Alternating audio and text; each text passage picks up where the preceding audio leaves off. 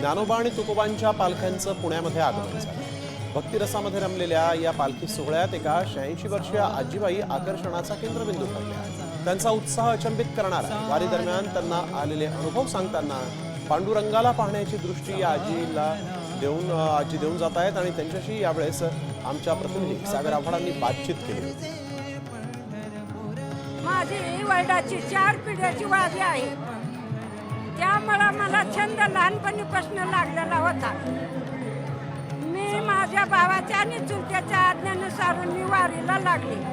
वारी करीत असताना एक वेळेस पडले, हाताचं हाडूक निघलं, परंतु डॉक्टरनी मला तपासलं की हाड दुसरं बसवायचं, पण मी परंतु बसविलं नाही। पांडुरंगावर विश्वास दिला, माझा हात जसा मी तसा झाला।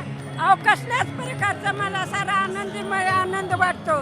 दिसल ती भगवंत दिसतो, चराचरामध्ये असल ती आनंदच वाटतो मला।